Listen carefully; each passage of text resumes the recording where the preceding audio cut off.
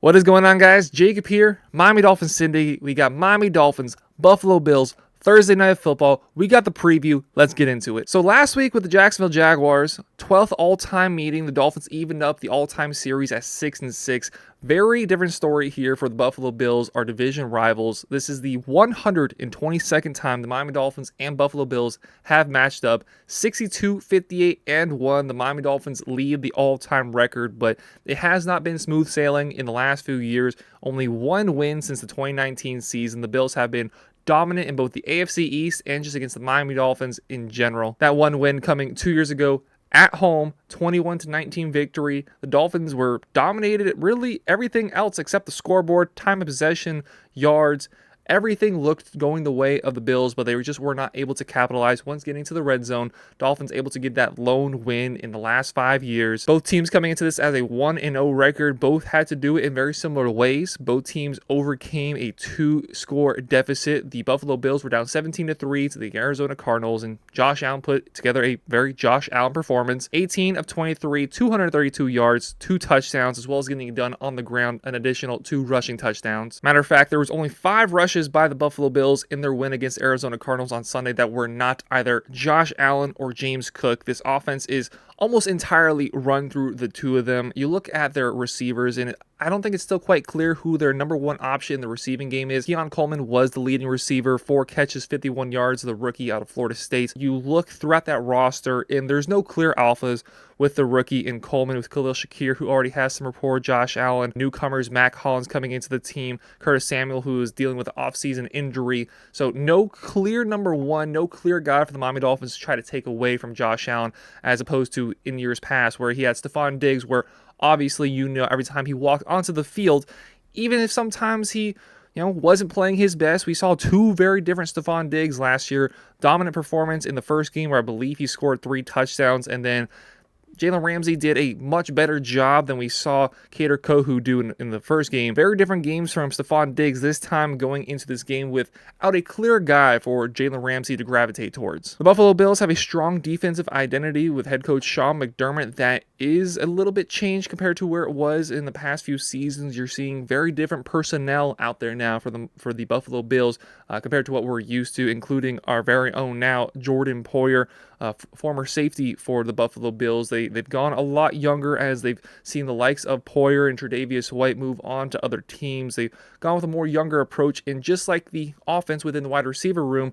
looking to see some standout younger guys, or just really anybody for that matter, step up and be the lead dogs on defense for the Bills. While the Bills have undoubtedly had tremendous success recently against the Miami Dolphins, just got to call it like it is, they have not found that same success in the postseason, and continuously, year after year, they run into the Kansas City Chiefs and just can't get through them. This last year, both teams playing the Kansas City Chiefs, losing to them. Dolphins going on the road and losing in the first round of the playoffs. Second round, Buffalo Bills had to do the very same. Take a look at the injury reports for the two teams. Miami Dolphins already know they're going to be without 2 of their skill position players, as we're still waiting to see the first from Malik Washington in a regular season game, as he's going to be out yet again with a quadricep injury. Got confirmation today Raheem Mostert will also be missing the game with his chest injury, and then a bunch of questionables or people just on the injury report, such as Devon Achane. What is the rushing game going to look like for the Miami Dolphins? That's going to be a big question mark going into tomorrow. Also, the likes of Liam Eichenberg, Jalen Phillips, Jalen Ramsey, David Long, and Elijah Campbell. Elijah Campbell actually a new addition to the injury report, but the rest of those guys have been on the injury report for the Miami Dolphins for the last week or so, at the very least, for most of them. And then for the Buffalo Bills, they also have 2 confirmed outs as of now, with Teron Johnson and Dwayne Smoot going to be missing the game tomorrow. Josh Allen does find himself on the injury report. However, it is his non-throwing hand that he's having an issue with, so all signs point towards that he is going to be good to go. He is a really tough guy, obviously.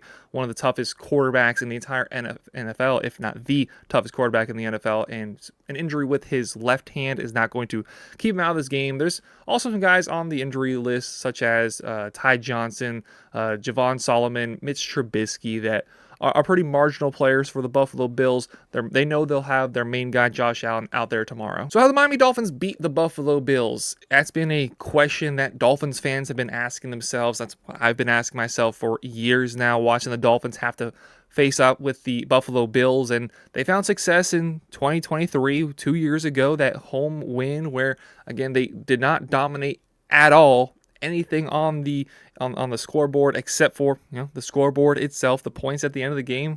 All you need is 1 point, and Miami Dolphins had two of them that they won by 2 years ago, and it was a good season for the Dolphins versus the Buffalo Bills. 1 win, 2 losses is not something you would say is great by any means, but those other 2 games, both of which were up in Buffalo, Dolphins had really good showing. The second game had a lead going into the fourth quarter, and obviously the Bills come back and win that. And then the playoff game, the wild card game, where we were going out there with Skylar Thompson, considering we had Skylar Thompson out there as well as other injuries to deal with, almost had an opportunity to go on and win the game. I think it was actually a third down call that would have been a fourth down that the Miami Dolphins did not get the call.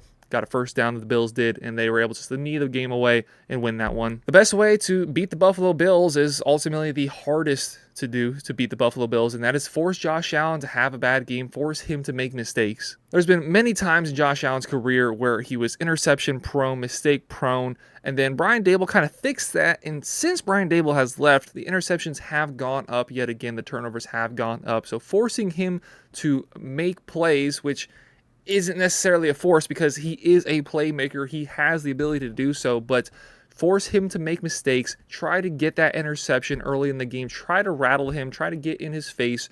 It's so difficult to do because dude is a massive human being in terms of quarterbacks. He's as big as most linebackers are, but you're trying to force him to make mistakes, and if he doesn't, you're probably not going to win. If Josh Allen can play a clean game like they did on Sunday, 2 touchdowns in the air, 2 touchdowns on the ground, physically imposed himself on the Arizona Cardinals defense.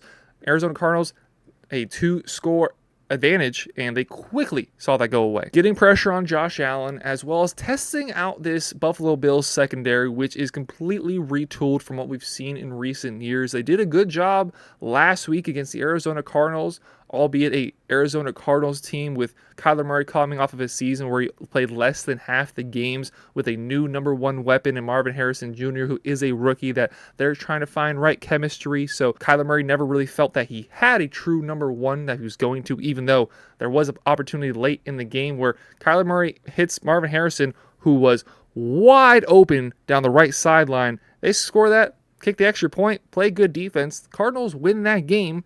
But this Cardinals team did not really feel too comfortable. Did not seem like the offense was a well-oiled machine as opposed to what the Miami Dolphins are. We know with the Miami Dolphins who this offense is going to be run through. Talked about it after the game on Sunday in my quick review that the Miami Dolphins, this offense is going to be entirely run this season through Jalen Waddle, Tyreek Hill, and Devon Achane. And now with Raheem Mostert out for the game, it is even more so going to be on the shoulders of those 3 guys, assuming that Achane plays. This game is going to be won or lost by the Dolphins by A, their ability to keep Josh Allen in check and force him to make some mistakes, but this game is going to be won on the perimeter by the Miami Dolphins. We know after watching on Sunday, the ground game of the Dolphins flat out isn't good. And it's not going to get any easier going against a top defensive line with the Buffalo Bills. The Miami Dolphins are going to probably do very similar things they did last week, not see a lot of rushing yards. Our leading rusher last week was Jeff Wilson, who is going to have to step up in this game and play a bigger role than we probably would like him to do so, but last week he was the leading rusher, 26 yards on the ground. Devon Achane had the most yards from a running back, but 74 yards of his almost 100 yards on the day were just getting passes thrown to him outside, trying to get players in space outside, whether it's a running back, whether it's Tyreek Hill, whether it's Waddle, and then use that to open up plays further down the field. That's how this Dolphins team is going to have success on offense. Miami Dolphins are going to need big games from their big players. Tua, good game last week, sits back atop the NFL in passing yards, just as he ended last season with a very good 338 yards, 1 touchdown game against the Jaguars. Going to need a similar performance out of him, minimize the mistakes, hit your guys when they're open. Hopefully he's been able to build up some more rapport with some of the other guys, as after you get past Tyreek Hill, Jalen Waddle, and Devon Achane, the next leading receiver had, I believe, only 10 yards, which I think was Raheem Mostert. So finding Jonnu Smith, finding Braxton Berrios, finding other guys on the team is going to be huge. But those guys that were at the top, the Tyreek, the Jalen Waddle, the Devon Achane, all 3 of them need to have big games for the Dolphins to beat the Bills. Can the Dolphins beat the Bills? Absolutely, and what that would do to propel us for the rest of the season, as not only have the Dolphins struggled to beat good teams, but specifically this Buffalo Bills team, which has consistently won the AFC East, taken over that mantle from the New England Patriots. Being able to beat a really good team, a team that you've struggled to beat here in week 2, while everybody's watching on Thursday Night Football, and then getting an extra few days rest on top of what you would normally have going into week 3 is going to be huge for the Dolphins to catapult them going forward into the season. I expect a strong performance. I expect it to be a very exciting football game. I expect it to be not necessarily high scoring as a lot of people maybe would hope for or expect when you have Josh Allen going against one of the best put together offenses in the league. Miami Dolphins are going to need to stifle the Buffalo Bills offense, as I don't know if you're going to get any quarterback shootout between Tua and Josh Allen. I unfortunately do have I'd have my money on Josh Allen coming on top of that. We're going to need to see some turnovers by this defense, some more play like we saw in the second half against the Jaguars. It's just a game of two different halves as that defense really formed together, giving up 0 points in the second half against the Jags. Need a strong performance on offense, strong performance on defense, strong performance on special teams as Jake Bailey, some great punts pinning the Jacksonville Jaguars deep in their own territory. And then Jason Sanders, yeah, he missed that first kick, 2 for 2 after that, game-tying kick, game-winning kick as time ran out. All 3 phases of the game are going to be present if the Dolphins are going to beat the Bills. Let me know your score predictions for this game down below. I'm going to go with the same exact score I went with last week. Miami Dolphins beating the Buffalo Bills for their 63rd time in history. I'm going to go with 27-21 Miami Dolphins. Again, let me know your thoughts down below. Let me know your score prediction. Let me know where you're watching from. This time, I will be at the game with my mom. So Donovan and I will be at the game. If y'all see us, say hi. Feel free to. We're excited. We're excited for the first Thursday Night Football game for the Dolphins this season. First primetime game for the Dolphins this season. We're super excited. Can't wait for it. We'll see you guys tomorrow. Make sure to like this video. Hit the subscribe button. Appreciate y'all very much for watching. Have a great rest of your day. Go Dolphins.